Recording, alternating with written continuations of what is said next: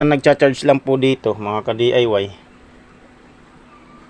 ay ito pong power supply mga ka-DIY na mayroon siyang 5 ampere 12 volts hanggang 14.6 volts po ito. Yun doon mga master ay apat na 100 watts. Yan yung nakalagay doon sa sa aking charge controller na 40 ampere na SRNA na MPPT. So ito naman dalawang 370 watts.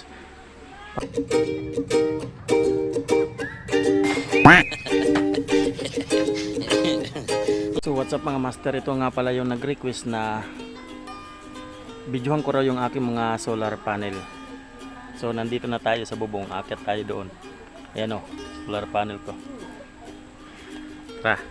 So yan mga master, aking solar panel. Tara mga master, akit tayo sa bubong. Okay. Medyo madulas, ingat lang po tayo.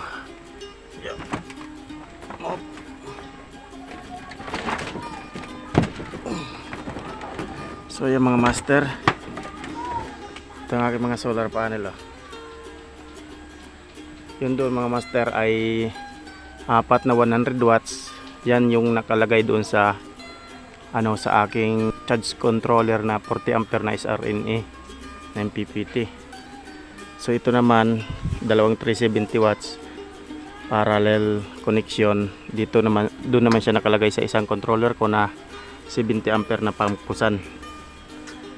So di pa po ako nakakapagpalit ng railings kasi wala pa tayong budget pambili sa alloy na railings, kaya nagtsatsaga muna tayo sa ganitong railings. So yun sa kabila nga pala yun medyo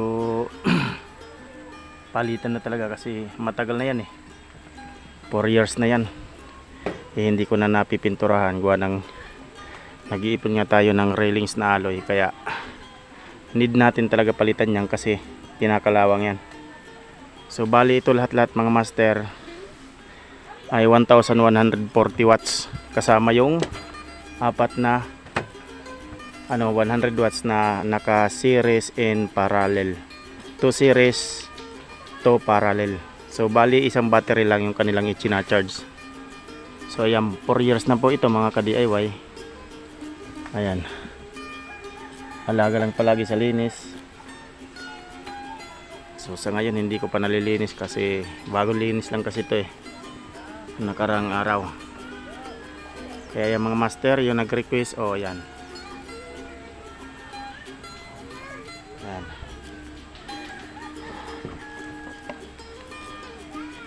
So pupunta naman tayo sa baba, titingnan natin yung ating setup daw na charge controller na sinasabi ko. So tara. So ayan mga master, nandito na tayo. Ayan. So ayan, mag-focus ng camera natin. Ito yung controller ng aking dalawang 370 watts na GA Solar. Ayan po. Ayan. 70 ampere po. Hanggang 48 volts po siya pwede. 12 volts hanggang 48 volts. Ayan, may harvest na tayo. Nag-harvest na siya ng 149 watts. 5.4 ampere. Ayan. So ito naman para doon sa aking apat na 100 watts na 2 series, 2 parallel. Ayan, 3.25 ampere na po ang kanyang current na ngayon. Ayan. So ayan ang buong setup natin mga ka-DIY. So ayan. Ayan. So ito, wala po itong sariling panel kasi ito hindi ko pa nabibilan. Wala pa tayo pambili mga master. Kaya nagpapasalamat ako sa mga nagsisind ng star at para makaipon tayo, makabili tayo ng mga kailangan natin pang demo para sa mga nagtatanong sa atin about sa solar setup, kung paano buuhin, kung paano assemble ng battery. Kaya maraming salamat sa mga magbibigay sa akin ng star malaking tulong po yun. Malaki man yan o maliit, at least katagalan may ipon din yan. So bali ang nagcha-charge lang po dito mga ka-DIY ay ito pong power supply mga ka-DIY na mayroon siyang 5 ampere, 12 volts hanggang 14.6 volts po ito. Ayan, 5 ampere po. So dumaan muna siya dito ng breaker, yung kanyang power supply galing dito po. Ayan.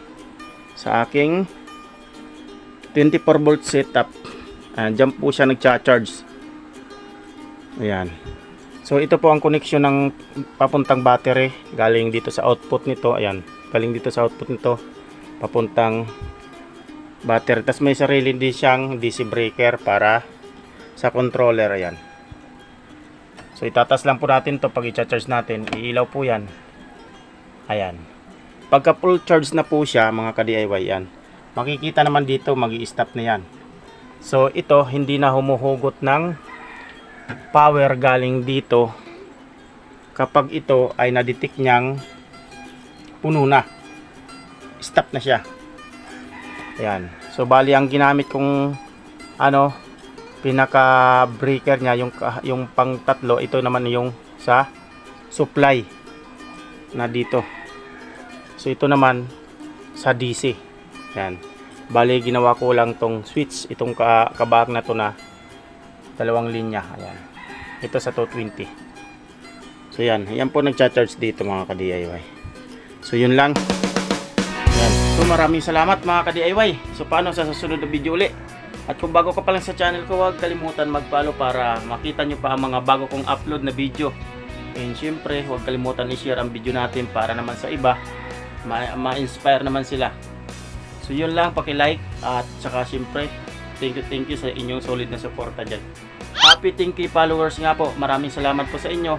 Kung wala po kayo, hindi ko po maabot ang 10K followers.